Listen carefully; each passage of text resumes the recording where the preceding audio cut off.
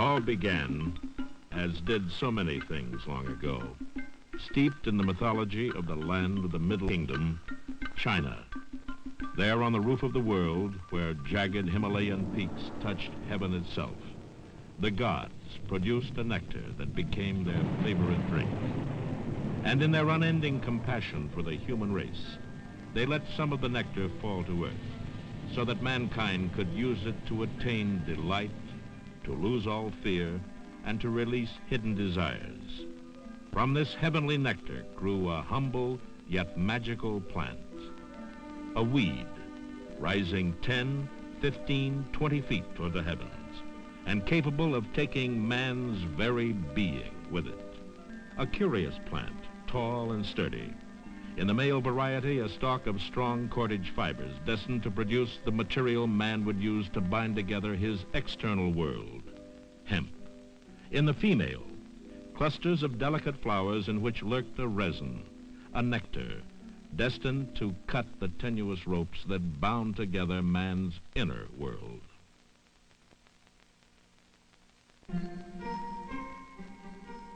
In the China of the year 2737 BC, ruled Emperor Shen Nung, wise and practical, a keen observer of all matters of the spirit and the flesh. By contemplating the world about him, he saw the usefulness of nature's offerings. He developed the science of agriculture and wrote the first book on pharmacology, recommending that the flower tops of the female plants be dried and mixed in a form of an ointment or powder to treat gout, rheumatism, malaria, absent-mindedness, and female weakness. Another effect of this unusual herb troubled Emperor Shen Nung. When the powder was sprinkled on food and eaten, it produced a strange form of happiness, euphoria, where the mind seemed to exist outside the body. He labeled the substance liberator of sin. The winds that lashed the mountains at the top of the world scattered the seeds, and by 1500 BC, the liberator of sin found its way south to India. Here it became known as Indian hemp and was intertwined with religion, philosophy, and Hindu mysticism. Its cultivation became a science, its use Epicurean, and its praises sung in the holy literature. For the liberator of sin was transformed into the soother of grief, the heavenly guide, the poor man's heaven. The flowers were brewed and consumed as a beverage called soma.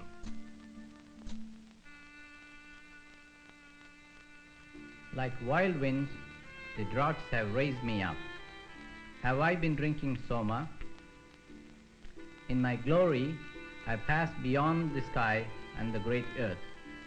Have I been drinking soma? I will pick up the earth and put it here or put it there. Have I been drinking soma? Soma again resembled nectar of the gods, celebrated in hymns and prayers, bringing inspiration, wisdom, and immortality. By 800 BC, only the resin from the flower clusters was used, coaxed out and prepared as a paste to be chewed as a food itself. This pure resin, many times more powerful than soma, was called charas. Trade routes replaced the winds as messengers of the heavenly guide, and by the 5th century BC, Indian hemp had reached the Middle East. There, peoples of Scythia and Thrace made clothing from the fibers, and the Scythians observed a strange funeral custom involving the plant. After the funeral ritual, purifications would begin. Hemp was thrown on heated stones and the smoke inhaled. Breathing the fumes, they would howl in joy, then exhausted, fall into a deep sleep.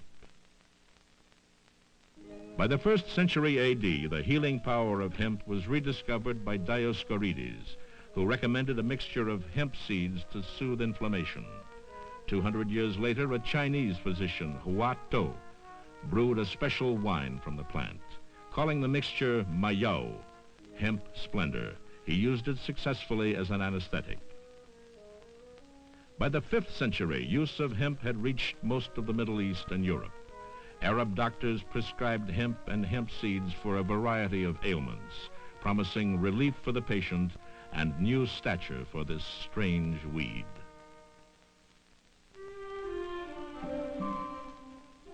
But it was in the Muslim world during the time of the Crusades that hemp regained its evil reputation. Hassan ibn Sabah, self-appointed executioner of false prophets and infidels, brought to his mountain fortress a group of young warriors, each of whom was assigned a man to murder. To entice the warriors and to inflame their passions for the deed, Hassan fed them a blackish yellow resin, the concentrated resin of the hemp flowers, the powerful Hindu drug charas. From the name of Hassan, the group of murderers gained the name assassin, to this day linked with hashish, the powerful drug they used. Now, the new world awaited. Before the conquest in 1509, hemp was already part of the religious rites and ceremonies of the Aztecs. No one knows how the plant was introduced into the Western Hemisphere. Montezuma's son was described as often taking a few puffs of a very pungent tobacco just after lunch. A deep sleep would follow. By the end of the 16th century, smoking of rolled hemp leaves was widespread throughout much of Central and South America. England set to the task of colonizing the New World with huge fleets, using sails woven of hemp and held together by rope fashioned from the same versatile weed. As England's commerce expanded, so did her demand for hemp. And so it was in the year 1611, near the new colony of Jamestown, that the first hemp to be grown in America was harvested. By 1630, a new use for hemp. Half the winter clothing and nearly all the summer clothes were made from it.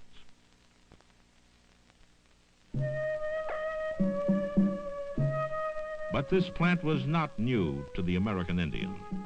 French writer Jean Leander described the tribes and their medicine men. The priest burns dry leaves and, with a hollow stalk or a pipe, draws in the smoke and is transported to the point of losing all contact with his surroundings, as if in ecstasy, letting himself fall to the ground, completely relaxed and motionless.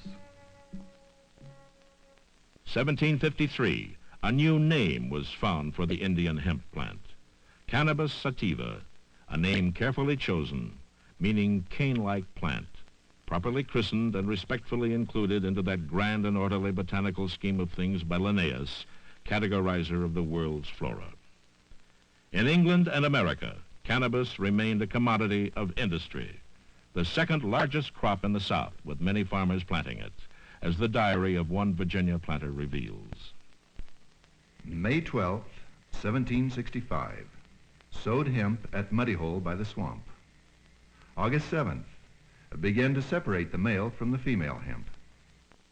Soon technology began to outstrip the usefulness of hemp. Steam doomed the sailing ship, and with it the huge sails woven of hemp. And introduction of the cotton gin in 1793 assured cheaper cotton clothing. The opening of the West in the 19th century gave brief renewal to the hemp industry through rising demand for rope and cloth for covered wagons. But hemp as a commercial product reached its peak by the Civil War.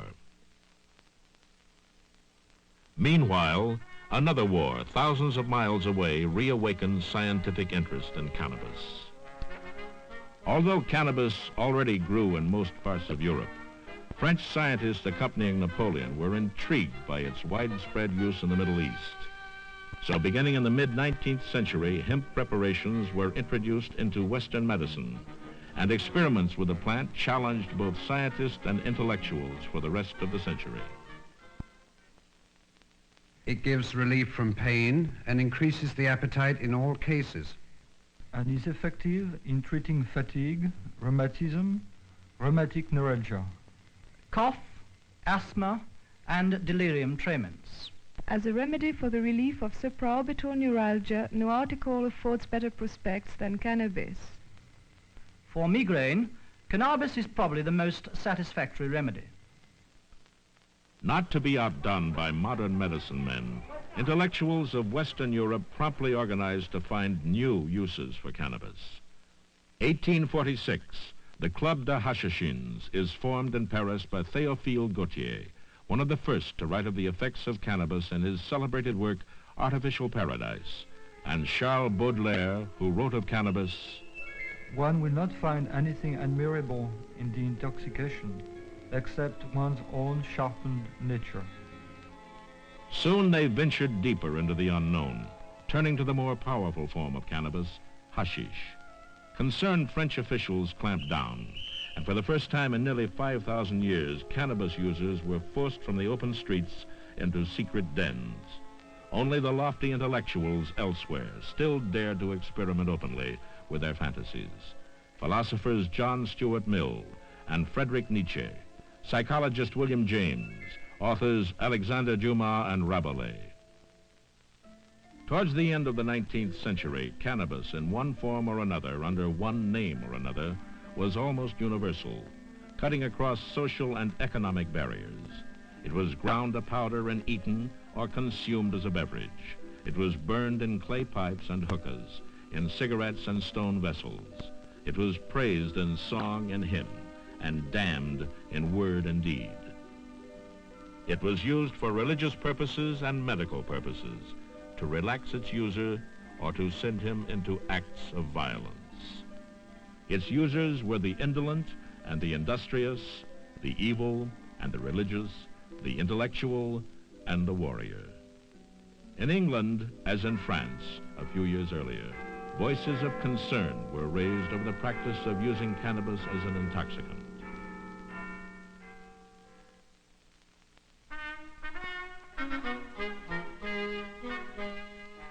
(1894), with the British Army in India, the Hemp Drugs Commission first organized study of the effects of cannabis. It produced a variety of opinions. Major Kopp, as a surgeon, would you say the habitual moderate use of any of these varieties of hemp produces any noxious effects, either physical, mental, or moral? No. Mr. Chairman, my answer is yes. They weaken the constitution, produce loss of appetite, dysentery, asthma, bronchitis, impair the moral sense, induce laziness, habits of immorality, or debauchery. Evidence on these points is conflicting. It is the conclusion of this commission that in every instance the moderate use of hemp appears to cause no appreciable injury of any kind to the physical, mental, or moral well-being of the user. Excessive use, however, does cause injury. The 20th century, America's industrial expansion accelerated. Migrant workers from Mexico brought with them not only willing muscle, but also a bit of their own culture, little bags of mota, chopped cannabis plant, offering both gaiety and relaxation at the end of their labors. And it gave a new word to the American lexicon, marijuana, Mexican for Mary Jane. At last, Americans were to be confronted with an age-old custom and problem.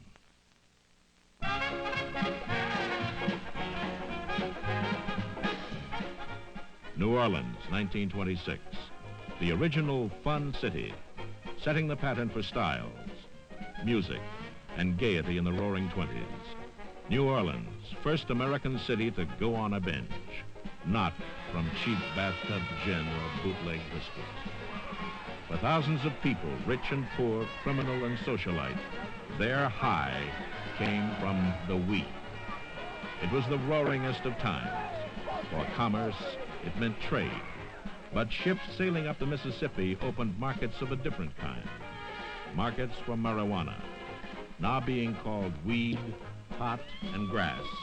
Marijuana was reaching other American cities where it was rolled in paper, called reefers or joints, and smoked.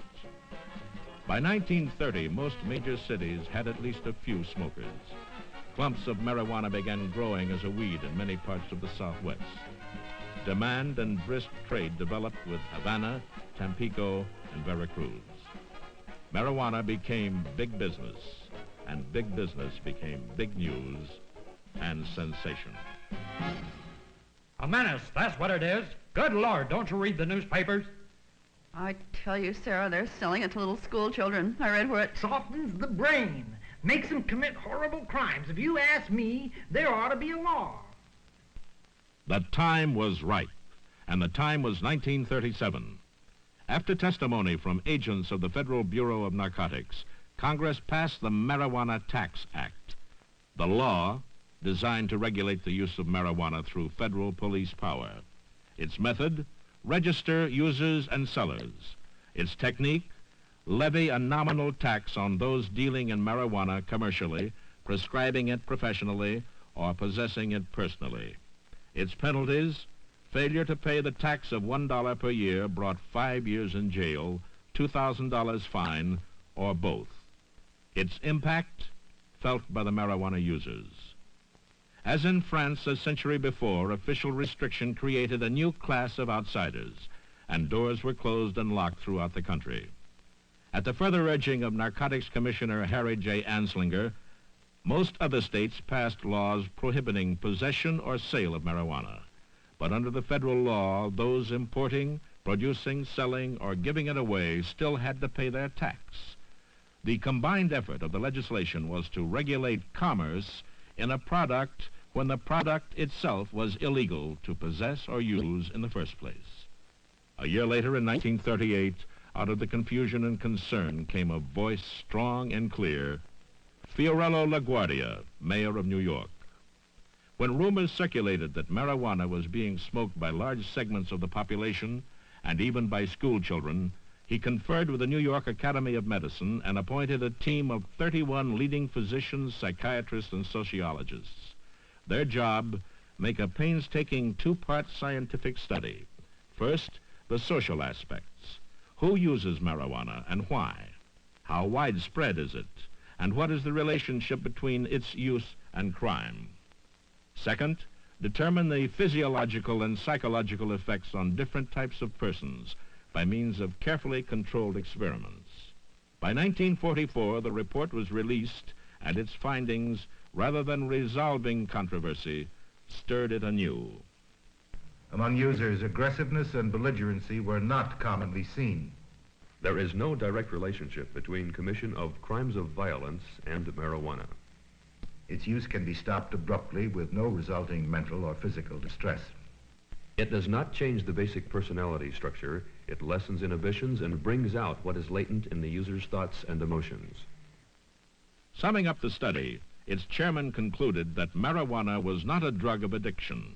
Further, those who had been smoking marijuana for a period of years showed no mental or physical deterioration which may be attributed to the drug.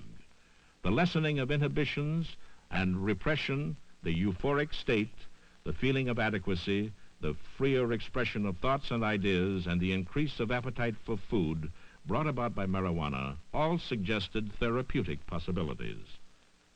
But the American Medical Association did not agree. It launched an attack on the LaGuardia report, criticizing both its findings and the scientific techniques used to obtain them. 1956, the Federal Narcotics Control Act strengthened the penalties of the Marijuana Tax Act. Prison sentences for possession or distribution were raised to 10, 20, and 40 years. The battle between those who saw marijuana as an evil menace and those who saw it as a harmless nuisance gathered adherents on both sides. 1962, the ad hoc panel on drug abuse at the White House conference tended to support the LaGuardia Committee findings. Although marijuana has long held the reputation of inciting individuals to commit sexual offenses and other antisocial acts, evidence is inadequate to substantiate this. Marijuana has been part of the world scene for thousands of years, and cannabis has been used by millions of people. It is in the international arena where the debate has escalated and where ultimate resolution of the dilemma may come. 1966, the Single Convention Treaty on Narcotic Drugs was adopted by the UN. Although it does not condone use of marijuana, it does recognize its worldwide popularity and the fact that eradication will not be easy or quick. The treaty calls for the use of cannabis for other than medical and scientific purposes to be discontinued as soon as possible, but in any case within 25 years. While not binding on member nations or supplanting their national laws, the treaty hopes to end in a quarter of a century a practice that has endured for over 50 centuries. Cannabis sativa, a common weed, planted and nurtured in mythology 5,000 years ago, and today still surrounded by myth, hidden by widespread underground use, and in the center of a continuing and growing controversy. But myth can be shattered by precise knowledge. Use can be understood when examined reasonably. Controversy can be resolved by dispassionate investigation. And all the while, as men argue heatedly and experiment carefully and smoke furtively, perhaps somewhere the gods are pondering the propriety of their gift of nectar, and man himself is asking, what hath the gods wrought?